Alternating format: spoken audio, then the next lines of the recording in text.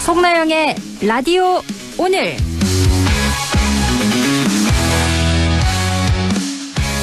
여러분 안녕하십니까? 송나영입니다. 오늘 대한민국 정보조직에 대대적인 변화를 몰고 올 쟁점 법안들이 국무회의를 통과했습니다. 특히 가장 뜨거웠던 감자였던 검찰청이 78년 만에 폐지 수순을 밟게 됐는데요. 오늘 국무회의를 통과한 정보조직법 개정안에 따라 내년 10월 2일 중대범죄수사청과 공소청이 설치되며 검찰청은 역사 속으로 사라집니다. 이와 함께 기획재정부, 산업통상자원부 등 핵심 부처의 기능과 이름이 바뀌고요. 기존 방송통신위원회는 확대 개편된 방송미디어통신위원회로 새롭게 태어납니다.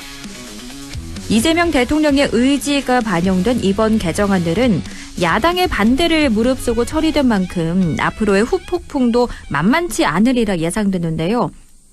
과연 이번 정부조직 개편이 효율적인 국정운영의 발판이 돼야 할 텐데 우리는 지금 중요한 역사의 변곡점을 맞이하고 있습니다.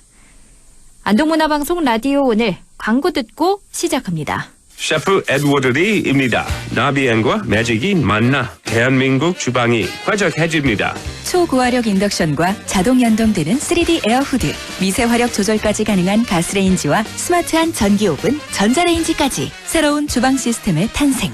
나비엔 매직. 경동 나비엔. 안녕하세요. 이찬원입니다.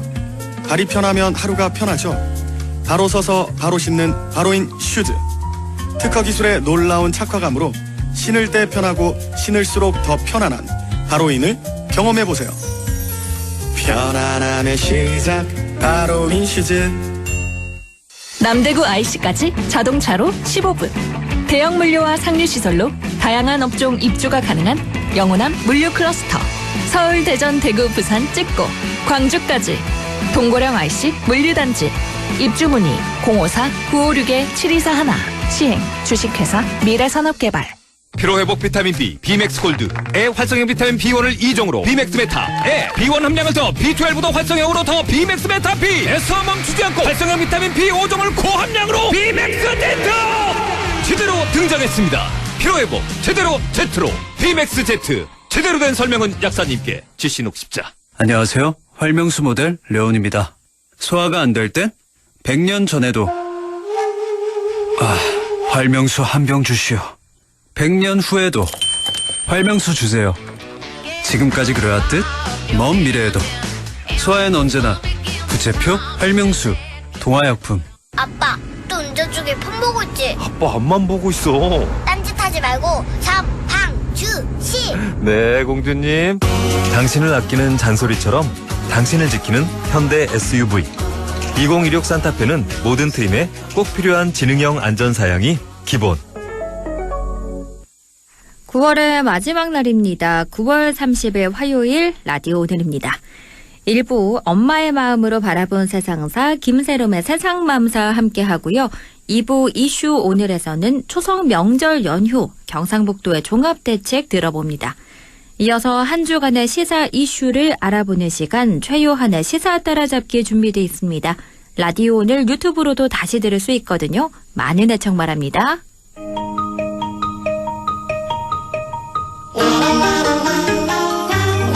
젊은 엄마의 눈으로 바라본 세상 김세롬의 세상맘사 안동시의회 김세롬 의원과 함께합니다. 의원님 안녕하십니까? 네, 반갑습니다. 라디오 오늘 청취자 여러분들 마음이 편한 세상, 살기 좋은 세상을 꿈꾸는 안동시의원 김세롬. 비가 오는 날에도 바람 부는 날에도 세상 이야기 함께하는 김세롬입니다. 네, 요즘 의원님 안동국제 탈춤 페스티벌로 많이 바쁘실 텐데요. 요즘 어떻게 네. 지내고 계신가요? 저희 만났잖아요. 네. 저희가 안 그래도 어제죠. 어제 낮에 네. 이 서울 안동 문화의 거리 쪽이죠. 그쪽에서 저희 둘이 만났어요. 지나가다가. 네. 제가 입던 옷이 좀 남달랐지요, 네, 아나운서님. 어제 한복을 입고 계셨거든요.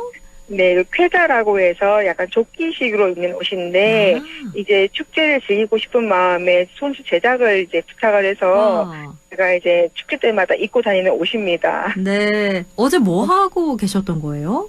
어제도 이제 축제가 많아서 계속 있다가 의회에 들어서 잠깐 일하러 나왔다가 네, 들어갔다 나가는 길에 아나운서님을 우연히 만난 거였어요. 그렇군요. 참 바쁜 네. 요즘입니다. 그럼 오늘 어떤 주제로 이야기 나눠볼까요? 예, 다가오는 10월 2일은 노인의 날이기도 합니다. 어르신들과 관계된 5분 발언을 제가 지난 의회에서 발언한 적이 있어서 오늘은 관련되어서 이야기를 나눠볼까 합니다.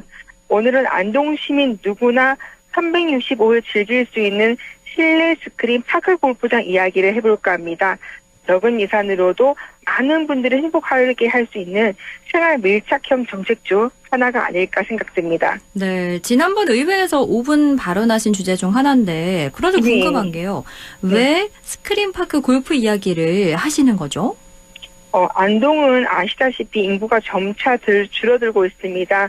몇 해 전까지만 해도 우리 16만 원 절대 깨지지 말자 했는데 이미 안동은 현재는 15만 2천 명의 인구를 유지하고 있는 중입니다. 네. 하지만 65세 이상 신노년층이라고 하지요. 65세부터 74세까지의 비중이 점차 늘어나고 있습니다.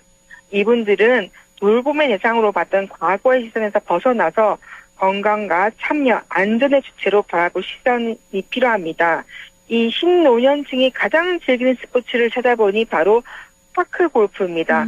파크 골프는 신체 부담이 적고 교류가 활발하기 때문에 선호도가 굉장히 높은 스포츠 운동인데요. 네. 다만 이 파크 골프는 폭염, 덥거나 아니면 너무 추운 혹한이거나 아니면 미세먼지라든지 여러 가지 날씨에 대해 때문에 그 연중 이용의 제약이 크기 때문에 공공용으로 이용할 수 있는 실내 스크린 파크 골프장이 해법으로 등장하고 있습니다. 그래서 실내 스크린 파크 골프 언급을 계속 하고 계시는 거군요. 네. 그럼 실제로 안동의 파크 골프를 이용하는 분들이 많은가요? 네, 안동에 많은 분들이 이용을 하고 계십니다. 연간 이용객은 33만 명으로 지금 집계가 되고 있고요. 이 파크 골프는 어르신들만 하는가라고 생각을 할 텐데 제 친구도 최근에 파크 골프 회원으로 등록을 했다 하더라고요. 네. 네, 이제 파크 골프를 사랑하는 안동 시내 수는 앞으로 점점 더 많이 늘어날 것으로 예상됩니다. 의원님의 친구가 등록을 했다면 정말 네. 젊은 층도 이 파크 골프를 많이 이용을 하구나 이런 게 딱 네. 느껴지는데 근데 의원님이 오문 발언에서 WHO 액티브 에이징을 언급하셨는데요. 이게 구체적으로 어떤 건가요? WHO가 말하는 액티브 에이징은 노년을 건강, 참여, 안전의 축으로 능동적으로 살아가도록 돕는 정책의 방향입니다.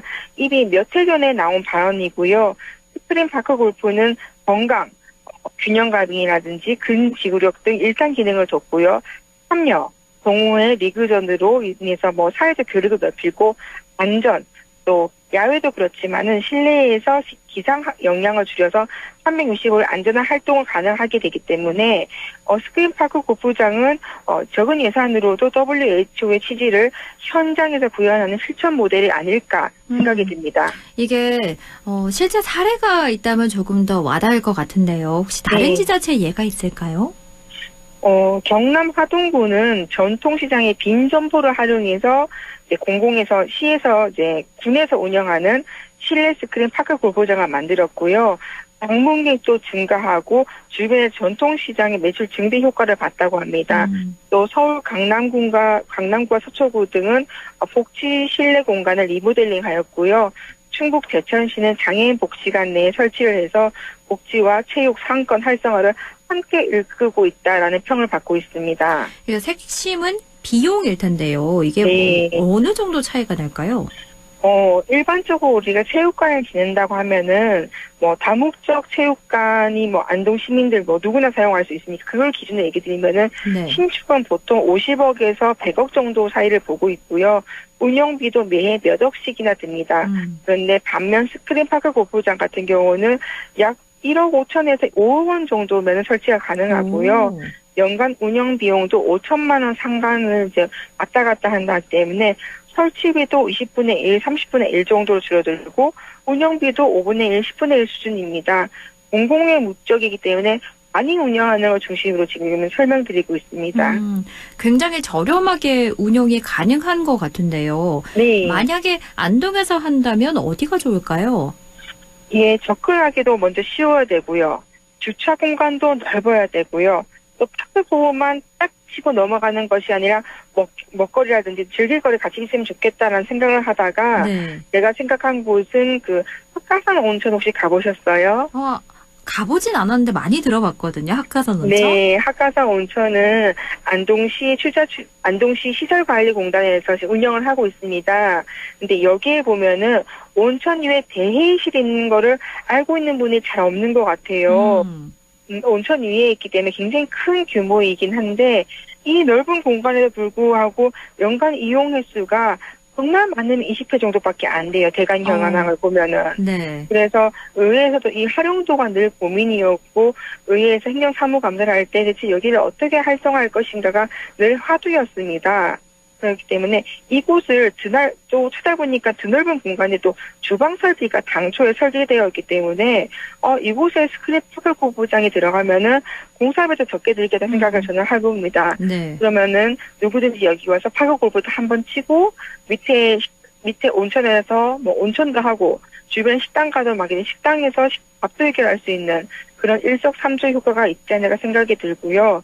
이뿐만 아니고 뭐 주차와 접근성은 좋은데 활용도가 낮은 공공 실내 공간이라든지 원도심에도 공실이 많기 때문에 원도심의 공실, 그다음에 행정복지센터 유휴 공간이 1순위로 볼 수 있습니다. 농촌 같은 경우는 마을 해관이라든지 폐교 부지도 검토할 수 있지 않을까 보고 있습니다. 네, 그러면 설치 규모나 운영 방식은 어떻게 하는 게 좋을까요? 설치 규모는 소규모 4타석 기준으로 제가 보니까 1억 5천에서 2억 정도 돈이 든다고 하고요. 그 다음에 8에서 10타석은 3억에서 5억 정도 단계적으로 이제 이용이 된다고 합니다. 네. 그리고 사전 예약이라든지 상시 운영을 기본으로 하면 어떨까 생각을 하고 있는데요. 이거를 안동시 예산 100%로 한다고 생각하시면 안 되는 게 지방소멸기금이라고 정부에서 주는 그 금액이 있어요. 그 금액으로 충분히 풀어나갈 수 있다는 것도 이제 확답을 받는 상황입니다. 아, 그렇군요.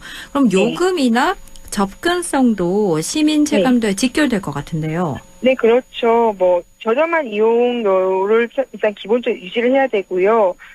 아까도 말씀드렸다시피 뭐 주차뿐만 아니라 대중교통도 편리한 곳을 골라서 시민들 체감할 때 정말로 와닿을 수 있도록 하는 게 제일 중요한 것 같습니다. 그리고 추가적으로 제가 생각하는 거를 만약에 스크린 파크 고보장을 안동시에서 하게 된다면은 어르신, 장애인, 감면가, 시간제, 요일제 할인도 설계를 하면 부담 없는 가격에 누구든지 건강한 여가 선용의 기회를 확충할 수 있지 않을까라는 생각을 해봅니다. 그렇겠네요.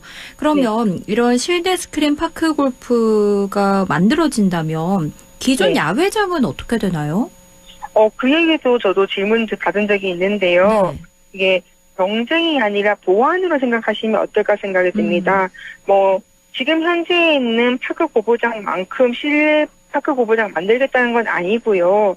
날씨와 미세먼지로 야외 이용이 어려운 시간은 실내가 메우고 스윙 분석 등 훈련 기능으로 저변을 넓힐 수 있는 기회 확충의 또 다른 계기로 보시면 어떨까 생각해 봅니다. 그렇군요.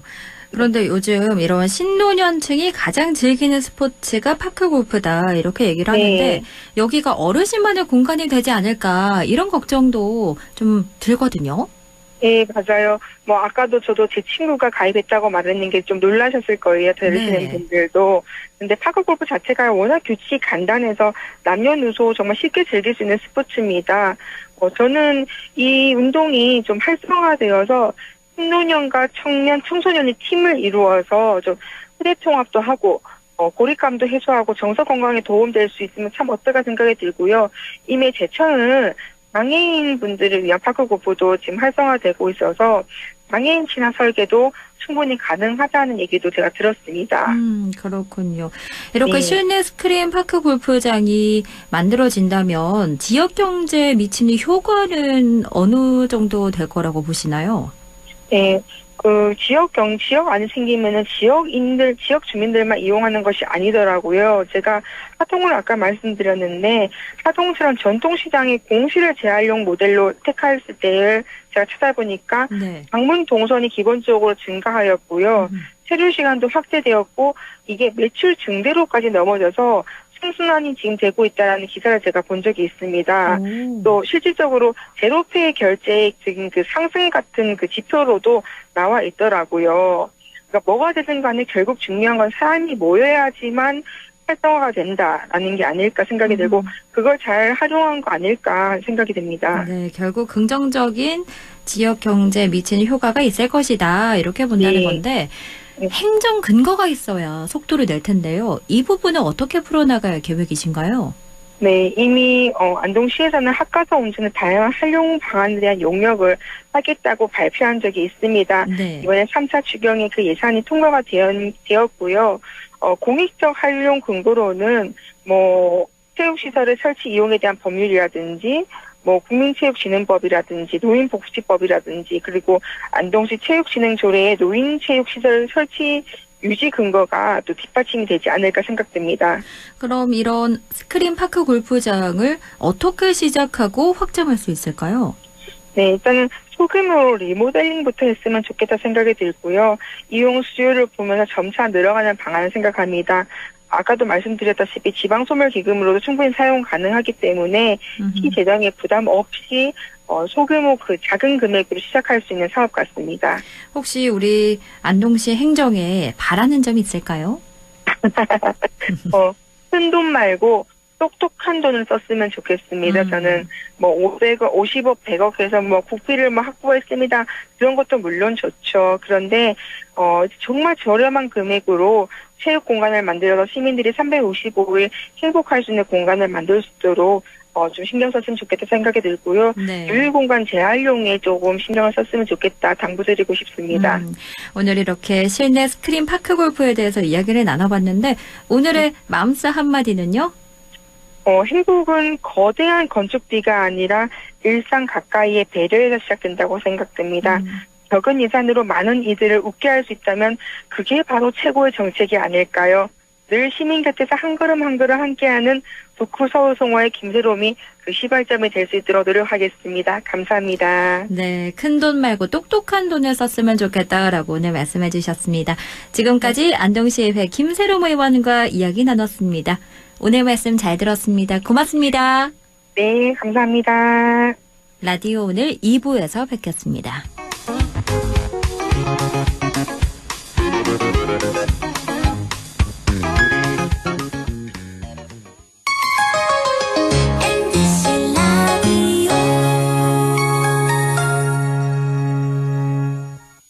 땡긴다 땡겨 매콤새콤 달콤한 맛 무침에는 역시 땡기네 가오리 장례식장 등 각종 대소사 최고의 인기 메뉴 땡기네 가오리 물이 생기지 않아 언제 어디서든 포장 배달 택배 모두 가능한 안동 땡기네 가오리 054-852-4988 지역과 함께 성장해갈 인재를 키웁니다. 지역교육 혁신을 주도하는 안동과학대학교 새로운 도전을 위한 성인학습자 평생 직업교육 해외 우수인재 지역정착을 위한 명품 교육과정 혁신 대학이 지역의 미래다. 혁신을 주도하는 안동과학대학교 한순간에 일어나는 금융사기 예방과 대처법 알려드립니다. 첫 번째, 매일 문자 메시지에 있는 확인되지 않은 링크는 클릭하지 마세요. 개인정보 유출의 통로가 될 수 있습니다. 두 번째, 주민등록번호, 통장 비밀번호 등 개인정보를 전달하지 마세요. 대한민국의 공공기관에서는 전화나 문자 메시지로 개인정보를 요구하지 않습니다. 세 번째, 금융사기 피해가 의심된다면 112에 신고하고 해당 은행 고객센터에 전화하세요. 해당 계좌의 지급 정지를 요청할 수 있습니다. 네 번째, 금융사기 피해 금액에 대해서는 해당 은행을 방문하여 피싱사기 피해금 환급을 신청하세요. 다섯 번째, 은행의 보안 서비스를 적극 활용해주세요. 확인되지 않은 PC에서는 이체가 안 되게 하거나 해외 IP를 차단하는 등 금융사기 예방이 가능한 서비스를 이용할 수 있습니다. 한순간의 클릭으로 일어나는 금융사기 예방과 대처법을 꼭 기억해주세요.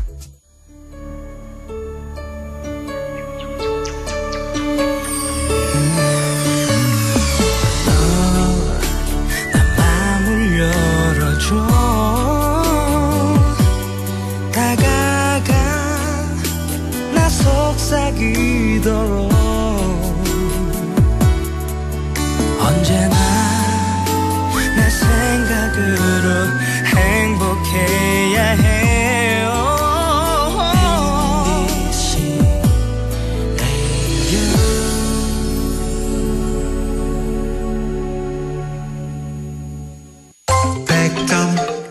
MBC 라디오 6시 25분 24초 지나고 있네요. 이슈 오늘입니다.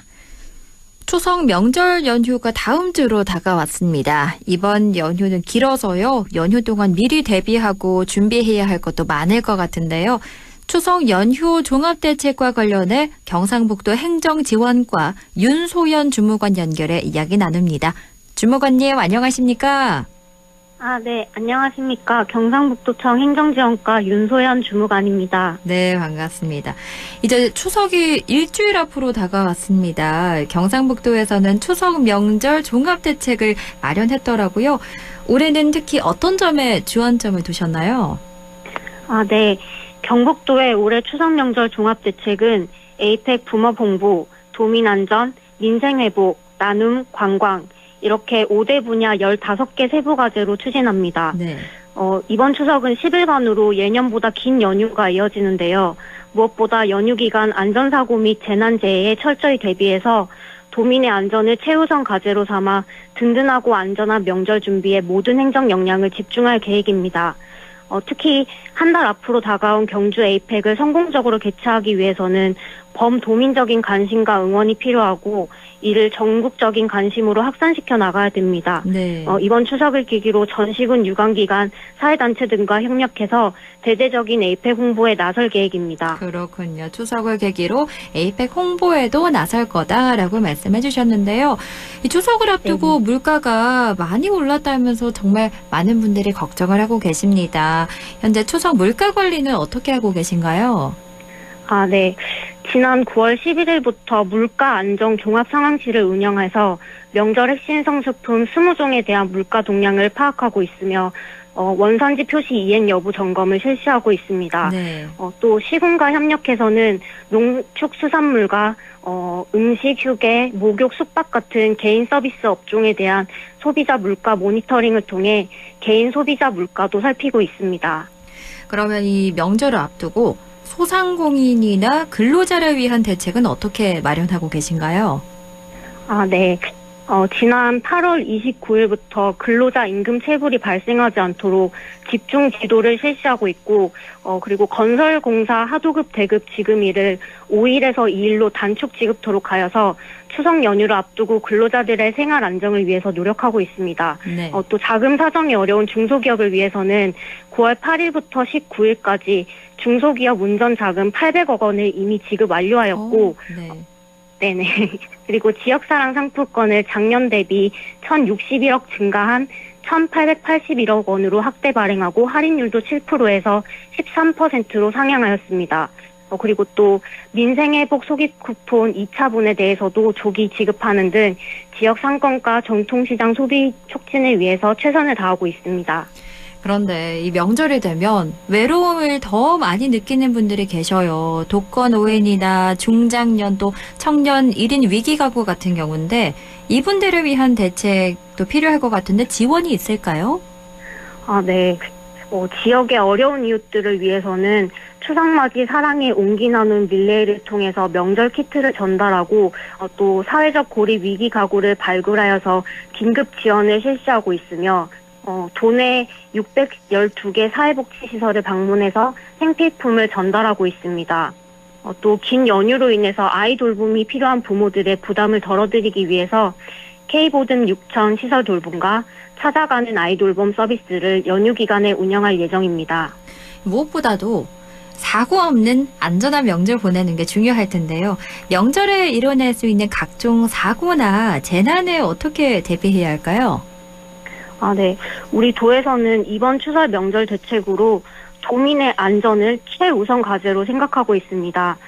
도내 인명피해 우려 지역과 홍수 취약 지역, 그리고 지하차도, 마을 대피소 같은 곳을 사전 점검하였고, 또 전통시장 187개소, 다중이용시설 2640개소 등 화재 취약 시설에 대해서도 사전 안전 점검을 실시하였습니다.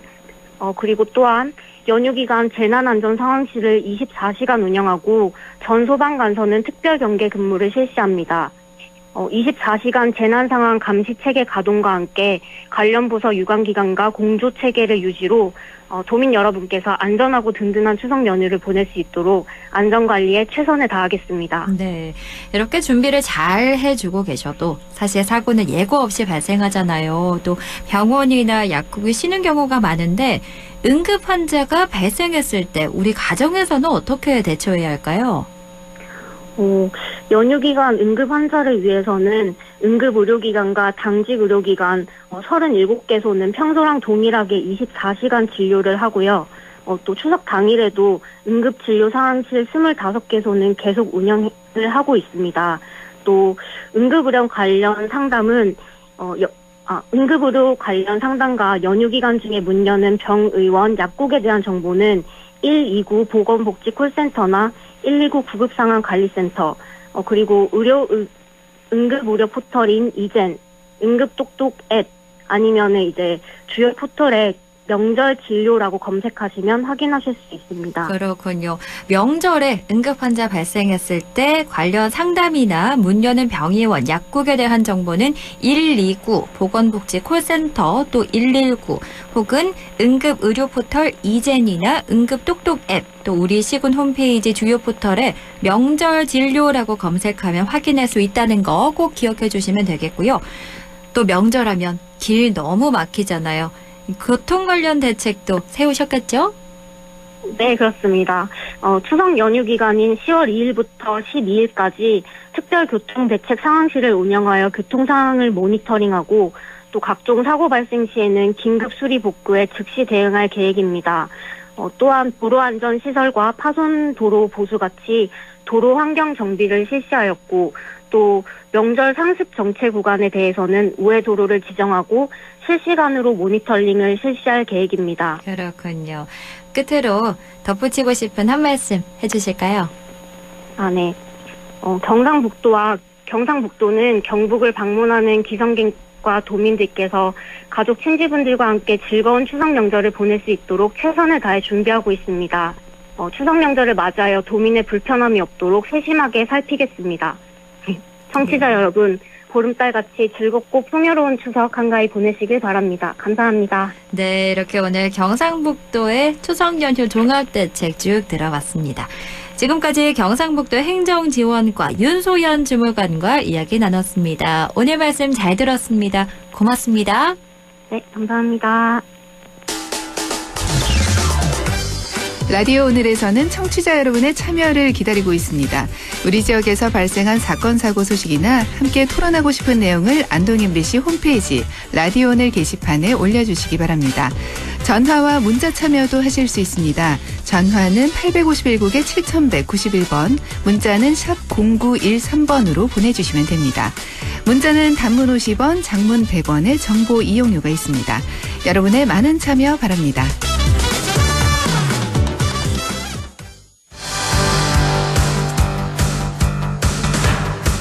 시사 이슈를 함께 이야기해 봅니다. 최요한의 시사 따라잡기. 한국의 빵값이 유독 비쌉니다. 그런데 이렇게 비싼 데는 구조적인 문제가 있다고 하는데요. 오늘은 우리나라의 빵값에 대해 최요한 시사평론가와 이야기 나눠봅니다.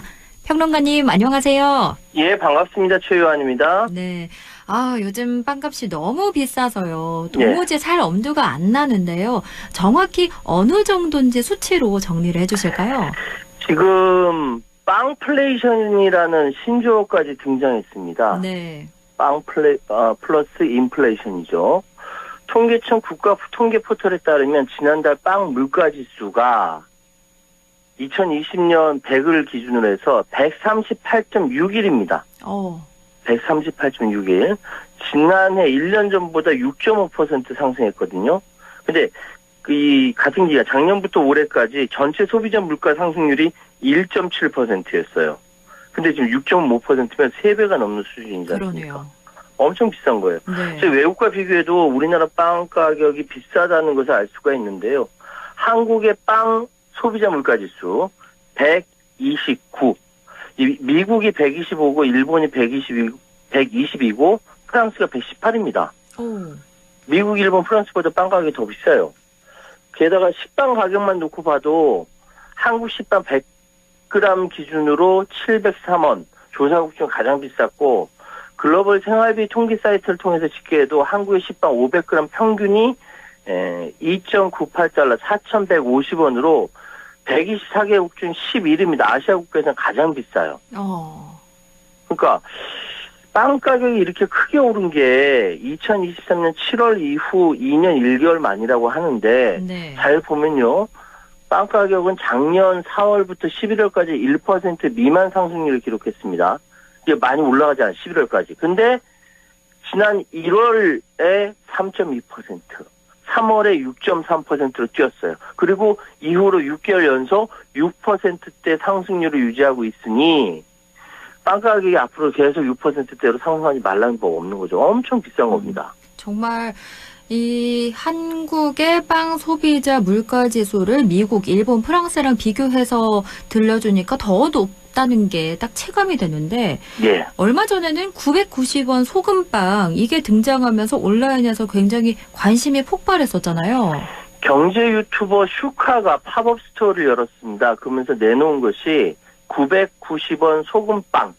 이게 논쟁거리가 됐거든요. 네. 왜냐하면 통상적으로 알려진 프랜차이즈 빵집 소금빵이 한 3,000원 되거든요. 그 정도 하죠. 3분의 1 수준밖에 안 되는 거예요. 슈카가 이 빵플레이션에 대응하겠다면서 시중보다 저렴한 가격에 빵을 판매하기로 했는데 문제는 이게 예기치 않은 방향으로 칩니다. 자영업자들 사이에 다른 자영업자들이 빵을 비싸게 파는 것처럼 만들었다. 이렇게 비판이 나오는 거예요. 네. 왜냐하면 실제로 주말 팝업에 3시간은 기다려야 할 만큼 인파가 몰렸다는 거예요. 3시간이나 기다려야 하는 예. 거예요. 역시식이 이제 오전과 오후 각각 한 차례씩 키오스크 통해서 대기표를 발급했고 정말 수많은 사람들이 키오스크 통해 가지고 대기표 받고 기다리면서 이런 이야기를 당연히 이런 얘기 나올 것 같아요. 야, 990원이면 남기는 게 있냐? 계속 이 가격에 팔까? 이거부터. 아니, 이 가격이 정말이라면 다른 데는 왜 이렇게 비싸게 파는 거야? 그렇죠. 이런 얘기 당연히 나올 것 이런 얘기 같아요. 나올 수밖에 없죠. 네. 그래서 슈카는 가격 실험 내지 모험적 사업을 통해서 이 복잡한 유통 구조를 해체하고 빵 가격의 진실을 보여주고 싶었다라고 이야기했는데 이게 소비자들 입장에서는 여기는 굉장히 싸게 판매가 가능한데 다른 데는 뭐야? 라고 불만이 나올 수밖에 없는 것이죠. 네. 그러다 보니까 슈카가 지난 7일을 끝으로 이 팝업의 잠정 휴점을 결정하면서 사과를 했습니다. 자신이 이제 자영업자를 비난한 적 한 번도 없다. 자기 자신도 자영업자다. 빵값의 구조적인 문제에 관해서 이야기하려고 했는데 이 예기치 않게 다른 방향으로 해석돼서 안타깝다. 이렇게 이야기하면서 결국은 휴점을 한 것이죠. 그렇군요. 이게 좋은 의도로 시작을 했지만 결과가 예. 좀 아쉽게 흘러가게 됐는데 그러면 이 빵 가격이 이렇게나 비싼 이유는 도대체 어디에 있는 건가요? 그러니까 이제 각종 SNS에서는 왜 한국의 빵값이 이렇게 비싼지 계속 논의가 활발합니다. 실제로. 예, 다양한 각도에서 빵플레이션을 이해하려는 열띤 논의가 지금도 이어지고 있는 와중에 여전히 빵 가격이 다른 나라에 왜 비싼지 이해하기 어렵다는 게 대체적으로 그런 의견들이에요. 슈카가 사과했음에도 계속 이제 뜨거운 감자로 논쟁이 되고 있는데 일단 업계에서는 제과업계에서는 한국의 빵값이 비싸다고 느끼는 건 한 가지 이유가 아니다. 마치 종합 선물 세트 같은 다양한 원인 때문에 빵 가격이 비싸다고 느껴지는 것이라고 얘기하고 있습니다. 비싼 건데 비싸다고 느껴진다고 얘기하는데 어느 한 가지 원인이 아니라는 뜻인데 공정거래위원회 보고서를 보면요. 네. 인건비가 가장 큰 원인으로 꼽힙니다. 빵 가격이 비싼 게. 그리고 이어서 복잡한 유통구조 또 밀 같은 그 원료의 수입 의존 이런 것들이 원인으로 꼽히고 있습니다. 아하, 그러니까 한국의 빵값이 비싸다고 사람들이 느낀 이유가 여러 가지 이유가 있는데 그 중에 하나가 공정거래위원회 보고서에서는 인건비를 가장 큰 원인으로 꼽고 있고 또 그 외에 여러 가지 이유들이 있다는 건데 그러면 인건비, 유통구조, 경쟁구조 이런 것들을 하나하나 좀 살펴볼게요. 일단은 인건비부터 이야기를 해주실까요? 자, 인건비를 살펴보면요. 빵집의 인건비는 전체 제조 비용의 약 28.7%를 차지합니다. 이 굉장히 높은 거예요. 네. 다른 식품 제조 평균이 8.1% 정도라고 하거든요. 인건비 3배가 넘어요. 그러네요. 다른 식품 제조업은 8.1%인데 빵집의 인건비가 28.7%를 차지한다면 어마어마한 건데요. 그렇죠. 이 제빵업이 노동집약적인 산업이고 소비자들이 높은 품질을 요구하기 때문에 숙련된 제빵사 인건비 부담이 크다. 뭐냐면은 제빵사가 실력이 있다라고 하면은 그 빵집은 정말 대박 나는 겁니다. 네. 제빵업 인건비는 다른 제조업보다 훨씬 높은 비중 그래서 차지할 수밖에 없고 이 제빵 과정의 노동 강도와 소비자들의 높은 품질을 요구하기 때문인데 이걸 충족했다. 이런 제빵 사를 구하기가 힘든 거죠. 아하. 그러니까 인건비가 높을 수밖에 없는 거예요. 그래서 숙련된 제빵사를 구하기 위한 인건비가 많이 든다라는 게 첫 번째고. 맞습니다. 그러면 유통구조는요? 지금 한국 빵수의 유통구조가 복잡한 거는요. 생각해 보세요. 생산자, 수입업체, 중간 유통업체, 가공업체, 프랜차이즈 본사 그리고 최종 소비자까지. 지금 한 여기에 다 비용이 추가가 되는 거예요. 대여섯 단계를 거치는 것 같은데요. 맞습니다.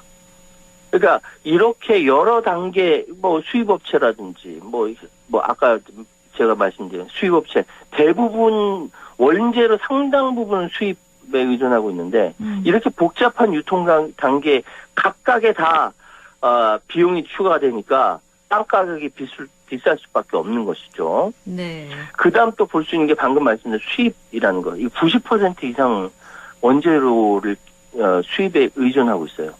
그러니까 한국농촌경제연구원에 따르면 빵과 과자류 원료 가운데 국산 비중 9.7%밖에 안 된다는 거예요. 그래요. 예. 때문에 국제 곡물가나 환율 변동, 기후 위기, 글로벌 변수가 곧장 국내 빵값에 반영됩니다. 문제는 원재료 가격이 하락해도 국내 소비자 가격이 하락이 안 된다는 거예요. 그래요. 그렇죠. 그러니까 밀값 내렸는데 왜 빵 가격 그대로냐라는 얘기가 나오죠. 네.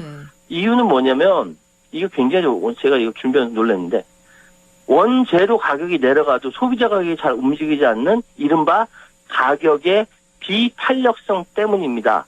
왜 비탄력적이냐? 네. 경제학에서 사치제적 성격을 가진 소비재는 비탄력적이라고 얘기해요. 빵은 사치제인 거예요? 이제 빵이 일종의 사치제가 돼버린 거예요. 아하. 그래서 가격이 안 내려간다.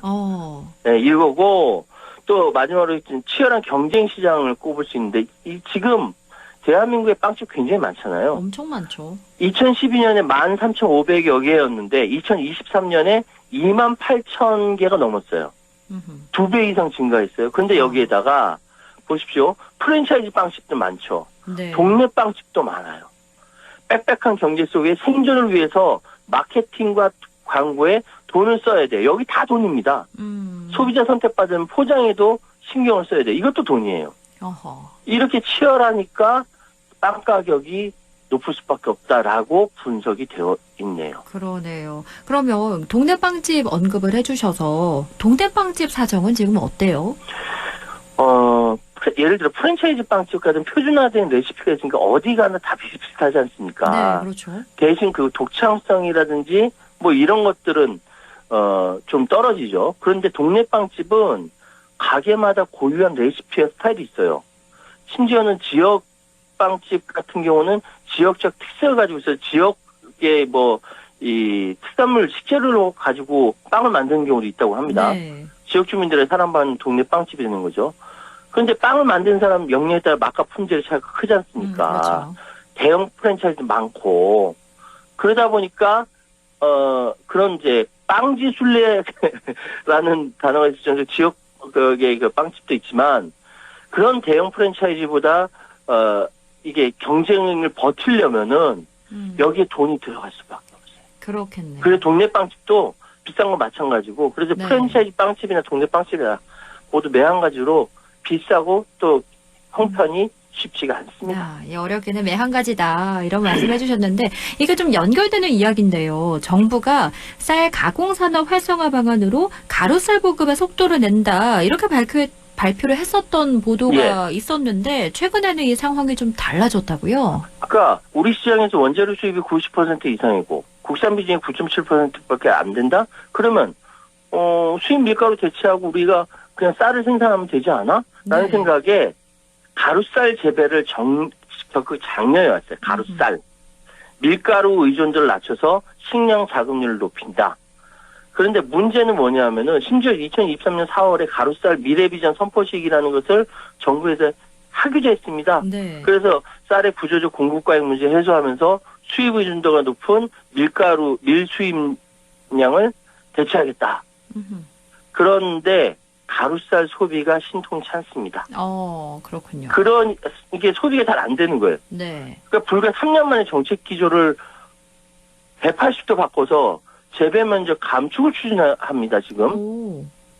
그러니까 가루쌀 장려 정책을 불과 2년 새에 3배가 넘은 2,300헥타르까지 생산량 크게 늘었는데 소비가 신통치 않으니까 이 소비가 안 되면 이거 정부가 다 수매해야 되거든요. 네. 그러니까 정책 기조를 바꿔버린 거예요. 그러면 누가 손해입니까? 믿고 가루쌀 재배 나섰던 농민들만 손해보는 거 아닙니까? 그렇죠. 우리 전체 정부의 그런 이제 정책 기조도 바뀌게 되니까 혼란스러운 거고요. 뭐 올해 면적은 뭐 이제 30-40% 감축한다고 하네요. 올해 면적을 30-40%나 감축한다니까 정말 3년 만에 정책 기조가 180도 바뀌었다. 이 말이 맞네요.